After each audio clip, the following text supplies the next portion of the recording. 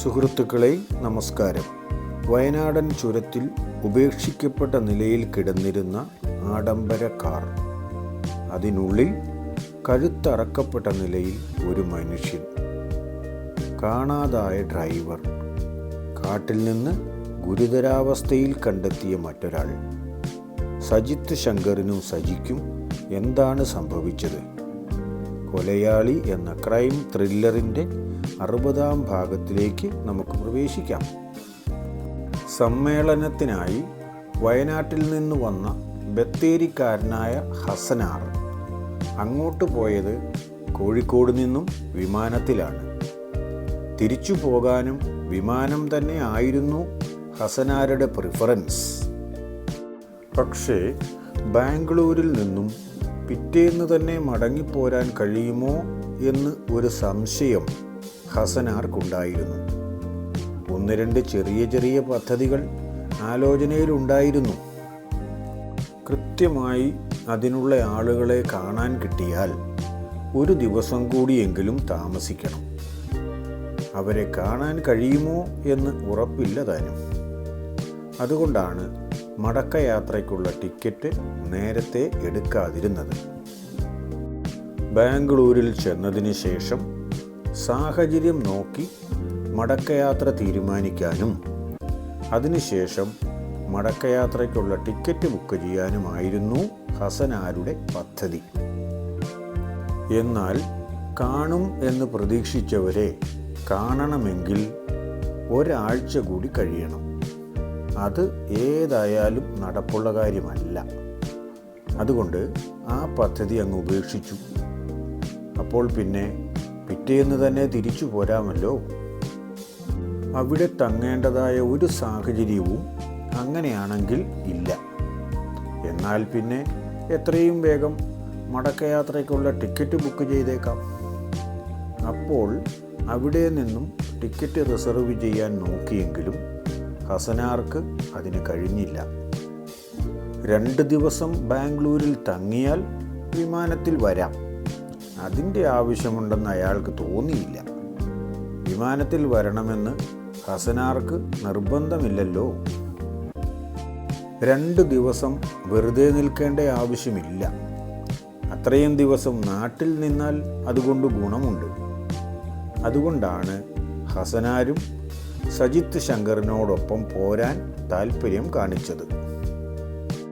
കോഴിക്കോടും കണ്ണൂരും വയനാട്ടിലും ഒക്കെ ഇൻഫ്രാസ്ട്രക്ചർ കമ്പനിയുടെ കാര്യങ്ങൾക്ക് വേണ്ടി വരുന്നതാണ്. വയനാട്ടിൽ കമ്പനി സ്ഥാപിക്കാനുള്ള കെട്ടിടം പോലും സംഘടിപ്പിച്ചു കൊടുത്തത് ഹസനാരാണ്.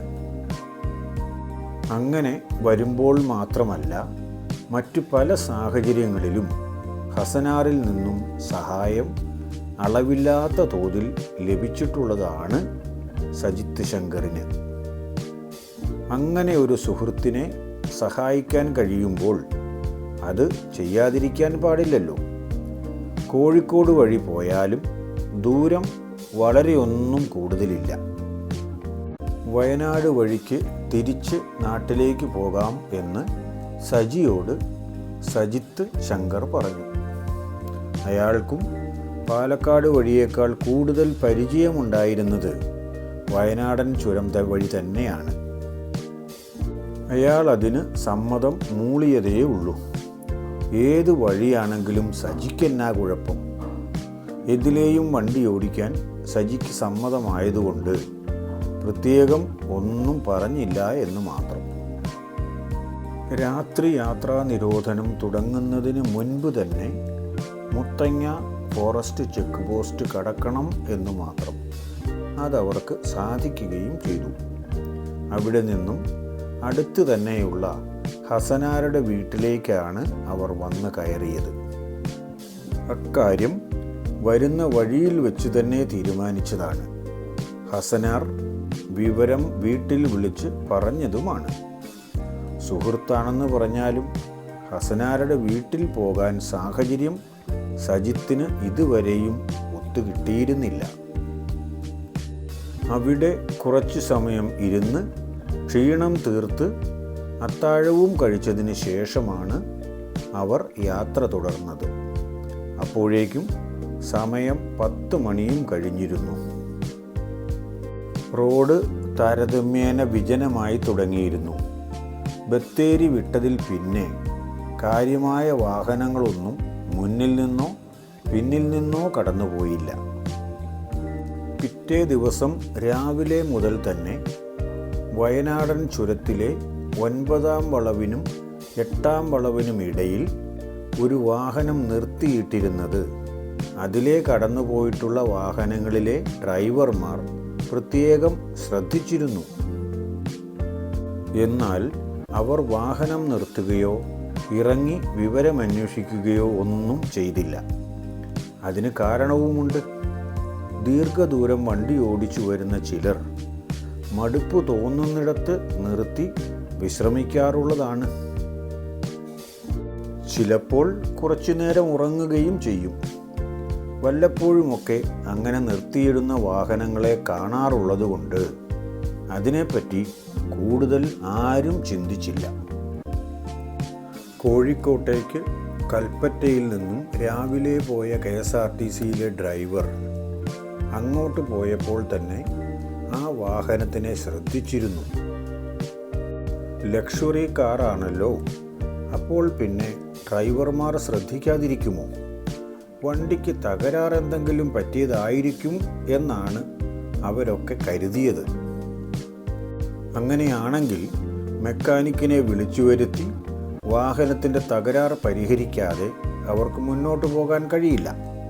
അതിനായി കുറേ സമയം കാത്തു കിടക്കേണ്ടി വരികയും ചെയ്യും. കോഴിക്കോട് പോയി 3 മണിക്കൂറിന് ശേഷം തിരിച്ചു വരുമ്പോഴും ആ വാഹനം അതേപടി തന്നെ അവിടെ കിടപ്പുണ്ട്. സംശയം തോന്നാൻ വേറെ കാരണമൊന്നും വേണ്ടല്ലോ. അതുകൊണ്ട് പോകുന്ന വഴി വൈത്തിരിയിലെ പോലീസ് സ്റ്റേഷനിൽ ബസ് ഡ്രൈവർ തന്നെയാണ് വിവരം പറഞ്ഞത്. അങ്ങനെ ഏതെങ്കിലും കാരണവശാൽ സംശയകരമായ സാഹചര്യത്തിൽ കാണുന്ന വാഹനങ്ങളുടെ വിവരമറിയിക്കണമെന്ന് പോലീസ് സ്റ്റേഷനിൽ നിന്നും ഡ്രൈവർമാരോട് പറഞ്ഞിട്ടുണ്ടായിരുന്നു. ഡ്രൈവറിൽ നിന്നും വിവരം കിട്ടിയെങ്കിലും അപ്പോഴൊന്നും അവരാരും നടപടിക്ക് പോയില്ല.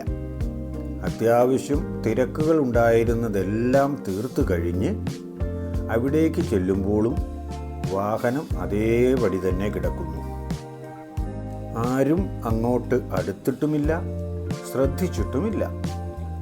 ചെന്ന് നോക്കുമ്പോൾ ഒരു ലക്ഷറി കാറാണ് എന്ന് ബോധ്യമായി. 1 കോടി രൂപയ്ക്ക് മുകളിൽ വില വരുന്നതാണ് ആ വാഹനം. പുറമേ നിന്ന് നോക്കുമ്പോൾ വാഹനം ലോക്കാണെന്ന് തോന്നിയിരുന്നു. എങ്കിലും ഡ്രൈവറുടെ അവിടെയുള്ള ഡോർ തുറക്കാമായിരുന്നു. തുറന്നു നോക്കിയവർ ശരിക്കും ഒന്ന് നടുങ്ങിപ്പോയി. പല തരത്തിലുള്ള അവസ്ഥകളും കണ്ടിട്ടുണ്ടെങ്കിലും ഇതുപോലെ ഒരു അവസ്ഥ ആദ്യമായി കാണുകയാണ്. വണ്ടിയുടെ ഡ്രൈവർ സീറ്റിൽ ആരുമില്ല. കോ ഡ്രൈവർ സീറ്റിലിരുന്ന ആളുടെ തല കഴുത്തിൽ നിന്ന് വേർപെടാനുണ്ടോ എന്ന് ചോദിച്ചാൽ ഉണ്ട് എന്ന് മാത്രമേ പറയാൻ കഴിയൂ. അയാൾ മുന്നിലെ ഡാഷ്ബോർഡിലേക്ക് മുറിഞ്ഞ തല കുത്തിയാണ് ഇരിക്കുന്നത്. ഒറ്റ നോട്ടത്തിൽ തന്നെ കൊലപാതകമാണെന്ന കാര്യത്തിന് സംശയമേ വേണ്ട. ഈ വണ്ടി ഓടിച്ചു കൊണ്ടുവന്ന ഒരുത്തൻ വേണമല്ലോ. അവൻ എവിടെ പോയിട്ടുണ്ടാവും? അവൻ തന്നെ ആയിരിക്കുമോ കൊല നടത്തിയത്? എന്നിട്ട് മുങ്ങിയതായിരിക്കുമോ? വണ്ടി ഓടിക്കൊണ്ടിരിക്കുമ്പോൾ ഡ്രൈവർക്ക് ഒരു കാരണവശാലും അത് ചെയ്യാൻ കഴിയില്ല. സുരക്ഷിതമായ വഴിയിലോ നിരപ്പായ പ്രദേശങ്ങളിലോ ആണെങ്കിൽ പിന്നെയും കഴിഞ്ഞേക്കും. ഇതിപ്പോൾ തെല്ലു സമയത്തെ ശ്രദ്ധ പോയാൽ വാഹനം കൊക്കയിലേക്കായിരിക്കും പോവുക. അതിന് ആരും തയ്യാറാകുമെന്ന് തോന്നുന്നില്ല. സ്വന്തം ജീവൻ കളഞ്ഞുള്ള കളിയാകും അത്. നിർത്തിയിട്ട അവസ്ഥയിൽ നിന്ന് തന്നെയാണ് ഇത് ചെയ്യുന്നത് എങ്കിൽ വാഹനത്തിൻ്റെ അപകടത്തിനെപ്പറ്റി ഭയപ്പെടാനില്ല. അങ്ങനെ ആയിരിക്കാം ഇവിടെ സംഭവിച്ചിട്ടുണ്ടാവുക. എന്ത് സംഭവിച്ചു എന്നതിനെക്കുറിച്ച് ഇപ്പോൾ ഊഹാപോഹങ്ങൾ മാത്രമേ സാധിക്കൂ. അങ്ങനെയുള്ള ഊഹാപോഹങ്ങളിലൂടെയാണ് പല കേസുകളുടെയും തെളിവിലേക്ക് പോലീസ് എത്തിച്ചേരുന്നത്. വണ്ടി വന്ന വഴികളിലെ CCTV ക്യാമറ ഫുട്ടേജുകൾ എടുത്താൽ ഇതിലെ യാത്രക്കാരെപ്പറ്റി ഏകദേശം ഒരു രൂപം കിട്ടിയേക്കും. കൂടെ വേറെ ആളുണ്ടായിരുന്നോ എന്നും കൃത്യമായി അറിയാൻ കഴിയും. അതും പ്രതിയിലേക്ക് എത്താൻ നമ്മെ സഹായിക്കും. വൈത്തിരിയിലെ പോലീസ് കൽപ്പറ്റയിൽ നിന്നും മീനങ്ങാടിയിൽ നിന്നും ബത്തേരിയിൽ നിന്നുമൊക്കെ CCTV ഫുട്ടേജുകൾ വളരെ തിരക്കിട്ട് കളക്ട് ചെയ്തു. വാഹനത്തിൻ്റെ നമ്പർ പരിശോധിച്ചിട്ട് RC ഓണർ ആര് എന്ന് കണ്ടുപിടിക്കാനുള്ള നടപടിയും തുടങ്ങി. എല്ലാം വളരെ വേഗം മുന്നോട്ട് നീങ്ങി. വാഹന ഉടമ സജിത്ത് ശങ്കർ ആണെന്നും നിർമ്മാണ കമ്പനി ഉടമയാണെന്നും ഒക്കെ വളരെ പെട്ടെന്ന് തന്നെ മനസ്സിലാക്കാൻ കഴിഞ്ഞു. ബത്തേരിയിൽ ഹസനാരുടെ വീടിൻ്റെ മുൻപിലുള്ള കടയിൽ നിന്നും ലഭിച്ച CCTV ഫുട്ടേജിൽ വാഹനം അയാളുടെ വീടിൻ്റെ മുൻപിൽ കുറേയേറെ നേരം കിടന്നതായി കാണുന്നുണ്ട്. ഹസനാരെ അറിയാവുന്ന ആളുകൾ തന്നെയാണ് ബത്തേരി പോലീസ് സ്റ്റേഷനിലും ഉണ്ടായിരുന്നത്. പോലീസുകാർ ഉടനെ തന്നെ ഹസനാരുടെ വീട്ടിലെത്തി വിവരങ്ങൾ ചോദിച്ചു. അതുവരെ വന്ന യാത്രയിൽ നടന്ന കാര്യങ്ങൾ എല്ലാം കുറവുകളോ കൂടുതലുകളോ ഇല്ലാതെ അയാൾ പറഞ്ഞുകൊടുത്തു. വണ്ടി വീടിന് മുന്നിൽ നിർത്തിയിട്ടത് വീട്ടിൽ നിന്നും ഭക്ഷണം കഴിക്കാനാണെന്നും ഹസനാർ പറഞ്ഞു. തങ്ങൾ സുഹൃത്തുക്കളാണെന്നും അത്ര ദൂരം ഒരുമിച്ച് വന്ന സ്ഥിതിക്ക് വീടിൻ്റെ മുൻപിലൂടെ കടന്നു പോകുമ്പോൾ ഭക്ഷണം കഴിക്കാതെ വിടുന്നത് ശരിയല്ലല്ലോ എന്നുകൂടി കൂട്ടിച്ചേർത്തു. അവർക്ക് താല്പര്യമില്ലാഞ്ഞിട്ടുകൂടി താൻ നിർബന്ധിച്ച് അവർക്ക് ഭക്ഷണം കൊടുത്തു വിടുകയായിരുന്നു എന്നും ഹസനാർ പറഞ്ഞതിൽ പെടും. എന്തിനാണ് ഇതൊക്കെ അറിയുന്നത് എന്ന് സ്നേഹപൂർവ്വം ചോദിച്ചപ്പോൾ പോലീസിൽ നിന്ന് കിട്ടിയ വിവരം അയാളെയും ഞെട്ടിച്ചു കളഞ്ഞു. വാഹനത്തിൽ വേറെ യാത്രക്കാരായി ആരാണുണ്ടായിരുന്നത് എന്ന ചോദ്യത്തിന് അയാളുടെ ഡ്രൈവർ ഉണ്ടായിരുന്നു എന്ന് മറുപടി കിട്ടി. സജി എന്നോ മറ്റോ ആണ് പേര്, വിളിക്കുന്നത് കേട്ടത്. യഥാർത്ഥത്തിൽ അത് തന്നെയാണോ പേര്, അങ്ങനെയാണോ വിളിക്കുന്നത് എന്ന് എനിക്കറിയില്ല. സജിയെ ഞാനും കാണുന്നത് ഇന്ന് ആദ്യമായിട്ടാണ്. സജിത്തും ഞാനും നേരത്തെ പരിചയക്കാരാണ് എന്ന വിവരം എല്ലാം ഹസനാർ പോലീസിനോട് പറഞ്ഞു. അപ്പോൾ ആ വാഹനത്തിൽ ഒരാൾ കൂടി ഉണ്ടായിരുന്നു. അയാൾ എവിടെ പോയിട്ടുണ്ടാകും? അയാളായിരിക്കുമോ കൊലപാതകം നടത്തി മുങ്ങിയത്? അങ്ങനെയാണെങ്കിൽ അവനെ അധികം വൈകാതെ തന്നെ പിടിക്കാൻ കഴിയും. ഹസനാരുടെ വീട്ടിൽ നിന്ന് അവർ പുറപ്പെടാൻ തുടങ്ങുമ്പോഴേക്കും ഒരു ഫോൺ കോൾ അവരെ തേടിയെത്തി. അതിൻ പ്രകാരം ഗുരുതരമായി പരിക്കേറ്റ ഒരാളെ വൈത്തിരിക്കും ലക്കിടിക്കുമിടയിൽ റോഡരികിലെ വനത്തിൽ നിന്നും കണ്ടെത്തി. അയാളുടെ നില അപകടകരമാണെങ്കിലും മരിച്ചിട്ടില്ല. കൽപ്പറ്റയിലെ ലിയോ ആശുപത്രിയിലേക്ക് അയാളെ കൊണ്ടുപോകാൻ പറഞ്ഞിട്ടാണ് ഇൻസ്പെക്ടർ അങ്ങോട്ട് യാത്ര പുറപ്പെട്ടത്. അതാരായിരിക്കും? സജി ആയിരിക്കുമോ?